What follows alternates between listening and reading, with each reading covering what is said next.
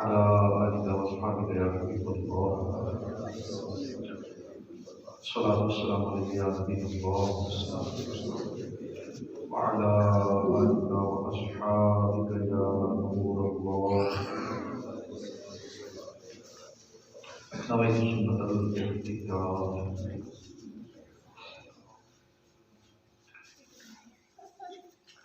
فرمایا اپنے نبی صلی اللہ علیہ وسلم، مسلمان جب تک مجھ پر درود پڑتا رہے فرشتے اس پر رحمتیں بھیجتے رہتے ہیں. اب بندے کی مرضی ہے کم پڑے یا زیادہ. جب تک لنگر لگتا ہے تب تک ہم تھوڑا سا ذکر خالص سنتے ہیں. صلو علی الحبیب صلی اللہ تعالی علی محمد صلی اللہ علیہ وآلہ وسلم. آج کی محفل کا ہم نے اہتمام کیا کہ ہمیں خواجہ غریب نواز چشتی اجمیری رحمۃ اللہ علیہ سے محبت ہے، اور اللہ کے نیک بندوں کی محبت لازوال دولت ہے، بہت بڑی سعادت ہے. ایک مرتبہ اللہ پاک نے موسیٰ علیہ السلام کی طرف وحی فرمائی کہ اے موسیٰ کبھی میرے لیے بھی کوئی عمل کیا؟ یا اللہ ہر عمل تیرے لیے ہیں، نمازیں پڑھتا ہوں تیرے لیے، روزے رکھتا ہوں تیرے لیے، صدقہ و خیرات کرتا ہوں تیرے لیے. اللہ پاک نے فرمایا کہ یہ ساری نیکیاں تو اپنے لیے کرتا ہے. یعنی آپ اگر نماز پڑھتے ہیں تو قیامت والے کی آپ کے لیے دلیل ہوگی، روزہ رکھتے ہیں تو روزے قیامت کی ڈھال ہوگا، اسی طرح آپ صدقہ کرتے ہیں تو روزے قیامت آپ کے لیے سایہ ہوگا. اے موسیٰ یہ سب تو تمہارے لیے ہوا، میرے لیے کیا کیا؟ موسیٰ علیہ السلام نے عرض کی الہی تو ہی بتا وہ کون سا عمل ہے جو تیرے لیے. ارشاد فرمایا اے موسیٰ کیا کبھی کسی سے میرے لیے محبت کی؟ اس وقت موسیٰ علیہ السلام نے جان لیا کہ اللہ پاک کی رضا کی خاطر دوسروں سے محبت کرنا یہ ہے افضل ترین عمل. تو اللہ کی رضا کے لیے لوگوں سے محبت کرنا یہ افضل ترین نیکی ہے. الحمدللہ ہمیں خواجہ غریب نواز سے محبت ہے، ہمیں حضور غوث پاک سے محبت ہے، ہمیں داتا حضور سے محبت ہے، اعلیٰ حضرت رحمۃ اللہ علیہ سے محبت ہے.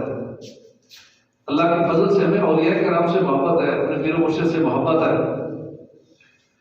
ظاہر یہ محبت کس لیے ہے؟ اللہ کی رضا کے لیے،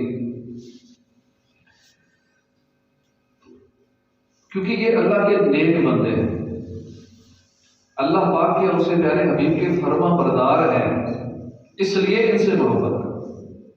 اللہ پاک نے ان کو بلندیاں عطا فرمائی ہیں، اللہ پاک نے ان کو عزت عطا فرمائی ہے، اس لیے ہمیں ان بزرگوں سے محبت ہے. اور ہم اللہ کی رحمت سے پکی امید رکھتے ہیں، پختہ امید رکھتے ہیں کہ انشاءاللہ غریب اولیاء کرام کی یہ محبت ہماری بخشش کا ذریعہ بن جائے گی. یہ محبت ہی انشاءاللہ ہمیں جنت تک پہنچا دے گی، ہمارا بیڑا پار کرے گی انشاءاللہ. حضرت ابن سماک نیک بزرگوں میں سے ہوئے ہیں. امام غزالی فرماتے ہیں کہ جب ان کا آخری وقت آیا تو آپ نے اللہ کی بارگاہ میں دعا کی، یا اللہ پاک تو جانتا ہے جب میں گناہ کرتا تھا اس وقت بھی تیرے نیک بندوں کی محبت میرے دل میں موجود ہوتی تھی. اے اللہ پاک اس محبت کے صدقے مجھے اپنا قرب عطا فرما دے. کیسی نرالی دعا ہے. ہمارا اس نے ذات ابن سماک رحمۃ اللہ کے ولی گناہ نہیں کرتے تھے، آپ کو نیک بزرگ تھے. آپ نے عاجزی کے طور پر گناہ کا ذکر فرمایا. البتہ گناہ جو ہے یہ ایک عمل ہے، اور عمل کا جو ٹائم پیریڈ ہوتا ہے وہ لمیٹڈ ہوتا ہے، لمیٹڈ ٹائم پیریڈ کا یہ عمل ہوتا ہے. لیکن محبت ایک ایسا عمل ہے کہ جو لمیٹڈ ٹائم کے لیے نہیں ہوتی، یہ ہر وقت ہوتی ہے. سوتے ہوئے بھی محبت ہے، جاگتے ہوئے محبت ہے، کھاتے ہوئے محبت ہے، چلتے ہوئے محبت ہے. یہ محبت پکی پکی ہوتی ہے، ہر وقت ہوتی ہے، ہر لمحے ہوتی ہے. جیسے سانس چلتی ہے نا ایسے ہی محبت بھی دل میں رہتی ہے. یوں نیک لوگوں کی محبت ایک مستقل نیکی ہے. ہمیں خواجہ صاحب سے محبت ہے اور یہ محبت مستقل ہے، یہ نہیں تھوڑے ٹائم کے لیے ہے. آج محفل ہے تو سال بعد کے لیے، صرف 6 رجب کے لیے نہیں. یہ مستقل محبت ہے، یہ محبت سارا سال ہے، یہ محبت ساری زندگی کے لیے ہے. غوث پاک کی محبت عارضی نہیں، پکی پکی ہے. قبر میں بھی ساتھ جائے گی، حشر میں بھی ساتھ جائے گی، ہر جگہ مرنے کے بعد بھی یہ محبتیں بیڑا پار کرائیں گی۔ یہ اولیاء کرام انشاءاللہ ہر جگہ ہمارا ساتھ دیں گے، ہر مشکل سے ہمیں بچائیں گے، ہر پریشانی ہماری دور کریں گے انشاءاللہ۔ ہمیں مستقل محبت ہے ان اللہ والوں سے۔ اور اللہ نہ کرے کہ اگر وہ کبھی شیطان کے بہکاوے میں آ کر کوئی گناہ کر بیٹھے، گناہوں میں پڑ جائے، تب بھی نیک لوگوں کی محبت اس کے دل میں موجود ہی ہوگی۔ اگر اللہ نے چاہا تو اولیاء کرام کی اس محبت ہی کے صدقے گناہوں کی معافی بھی مل جائے گی انشاءاللہ۔ اعمال نہ دیکھے، یہ دیکھا ہے میرے ولی کے در کا گدا، خالق نے مجھے یوں بخش دیا، سبحان اللہ سبحان اللہ۔ حدیث پاک ہے کہ اللہ پاک فرماتا ہے ان لوگوں پر میری محبت لازم ہو گئی جو میری رضا کے لیے آپس میں محبت کرتے۔ نبی کریم صلی اللہ علیہ وسلم نے فرمایا کہ اللہ کی رضا کے لیے آپس میں محبت کرنے والے قیامت کے دن سرخ یاقوت کے ستونوں پر ہوں گے، ہر ستون کے اوپر 70,000 کمرے ہوں گے۔ جب ان میں کوئی نیچے جھانکے گا تو اس کا حسن جنتیوں کے گھروں کو بھر دے گا، جیسے سورج کی روشنی دنیا والوں کے گھروں کو بھر دیتی ہے۔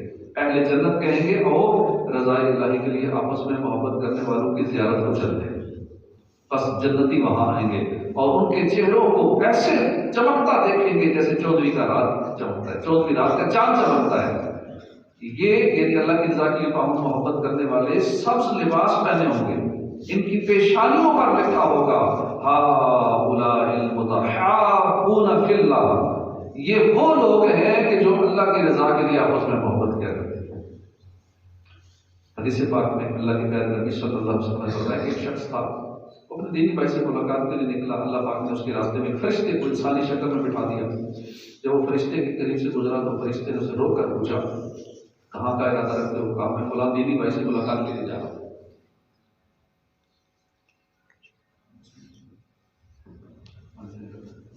فرشتے نے پوچھا کیا اس سے تمہیں کوئی کام ہے جس سے ملنے جا رہے ہو؟ کہا نہیں کوئی کام نہیں۔ فرشتے نے پھر پوچھا کہ وہ تمہارا رشتہ دار ہے؟ کہا نہیں رشتہ دار بھی نہیں ہے۔ فرشتے نے تیسرا سوال پوچھا کہ اس نے کوئی تم پہ احسان کیا ہے؟ اس نے کہا احسان بھی نہیں کیا۔ پوچھا اس سے ملاقات کے لیے کیوں جا رہے ہو؟ اس نے کہا کہ میں اس سے اللہ کے لیے محبت کرتا ہوں۔ یہ سن کر فرشتہ بولا بے شک میں اللہ پاک کا بھیجا ہوا فرشتہ ہوں، میں تجھے یہ بتانے آیا ہوں کہ تو اپنے دینی بھائی سے اللہ کی رضا کے لیے محبت کرتا ہے، اس محبت کی برکت سے اللہ پاک بھی تجھ سے محبت فرماتا ہے۔ یہ ہے اللہ کے لیے محبت رکھنے کی برکت۔ ایک سروے کر لیجیے پوری دنیا بھر میں جتنے عاشقان اولیاء ان سے پوچھ لیجیے کہ تم غوث پاک عرس کیوں مناتے ہو، ہر ماہ 11ویں کیوں مناتے ہو، سالانہ بڑی 11ویں کیوں مناتے ہو، خواجہ صاحب کی چھٹی پہ عرس کیوں مناتے ہو، داتا صاحب کا عرس کیوں مناتے ہو، فیضان آل حضرت کے نعرے کیوں لگاتے ہو؟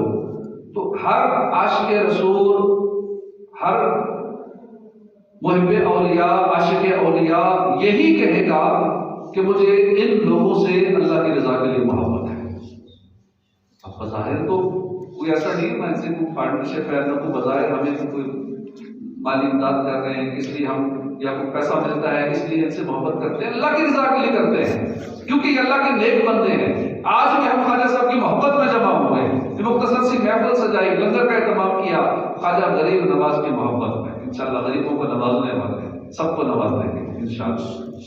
اور محبت بڑی چیز ہے، وہ کہتے ہیں المرء مع من احب، قیامت کے دن آدمی اس کے ساتھ ہوگا جس کے ساتھ محبت کرتا ہے۔ اولیاء کرام سے محبت ہے تو انشاءاللہ اولیاء کرام کا ساتھ ہوگا، اور محبت بڑی چیز ہے۔ خواجہ غریب نواز چشتی میری رحمۃ اللہ علیہ جب یہ 16-17 سال کی عمر سے گھر سے نکل پڑے، ان کے پاس جو والد صاحب نے ورثہ چھوڑا تھا، ایک باغ تھا، ایک پان چکی تھی۔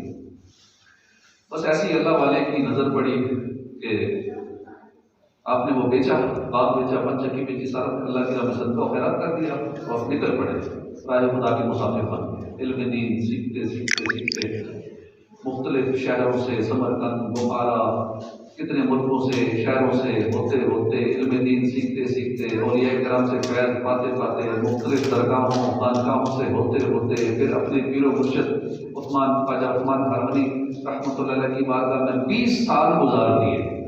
سارے علوم سیکھنے کے بعد، سارا کچھ منازل پانے کے بعد، سارا کچھ کرنے کے بعد 20 سال اپنے پیر و مرشد کے پاس گزار دیے۔ اور جب وہاں سے جدائی ہوئی، پھر مدینہ شریف حاضری ہوئی، وہاں سے سرکار صلی اللہ علیہ وسلم کے حکم پر آپ نے اجمیر چلے گئے، کیونکہ حکم وہیں کا تھا، حضور کی بارگاہ سے حکم تھا۔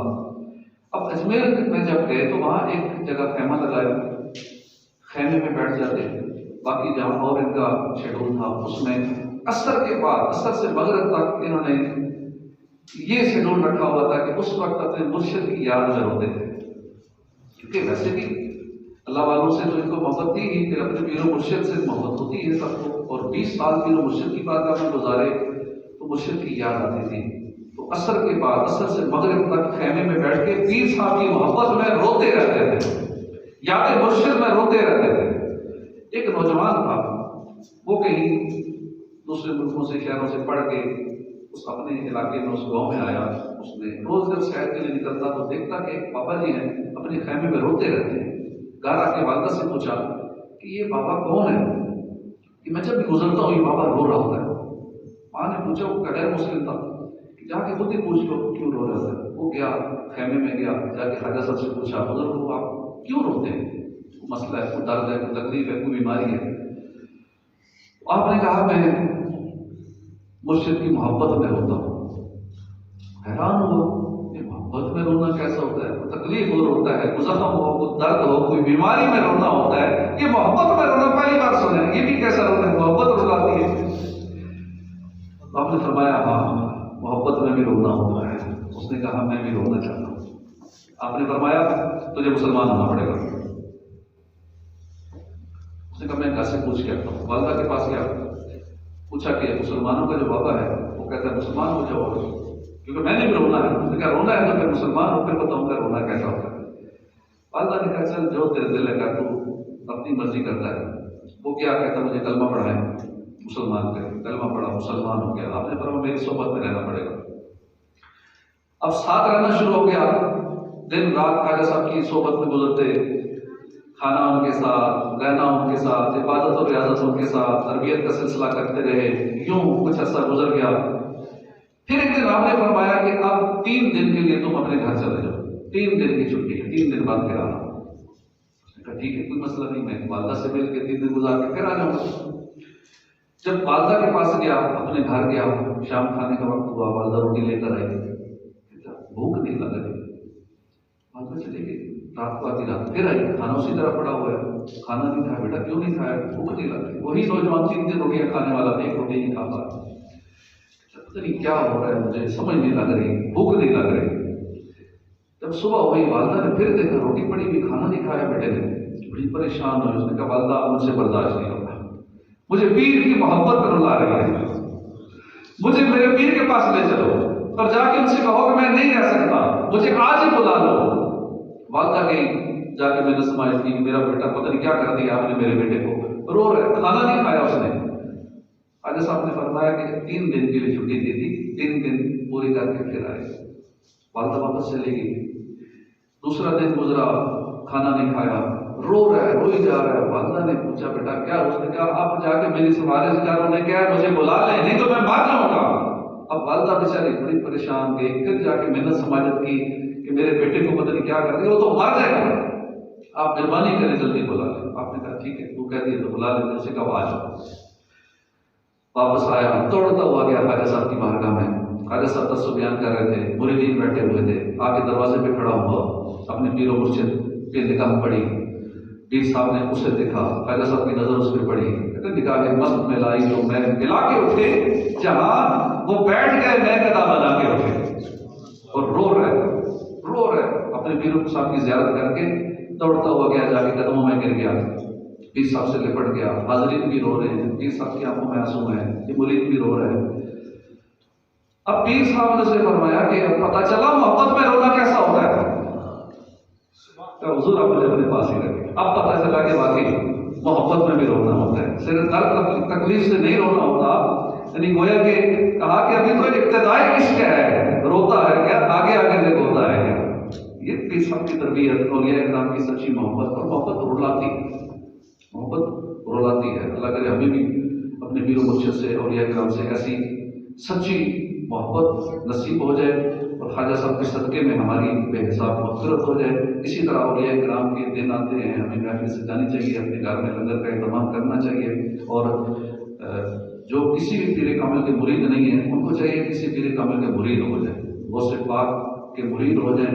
امیر اہل سنت بھی غوث پاک کے مریدوں میں شامل کرتے ہیں، تو امیر اہل سنت کے ذریعے غوث پاک کے مریدوں میں شامل ہو جائے انشاءاللہ، دنیا میں بھی فائدہ ہوگا، قبر و حشر میں فائدہ ہوگا، ایمان کی سلامتی ہوگی، اور انشاءاللہ یہ اپنے پیر و مرشد کی محبت انشاءاللہ بیڑا پار کر دے گی۔ اللہ پاک ہمیں عمل کی توفیق عطا فرمائے، اور جس طرح خواجہ صاحب کی سیرت ہے اس کے مطابق اپنی زندگی گزارنے کی کوشش کریں، یہ ہے سچی محبت اولیاء کرام کی۔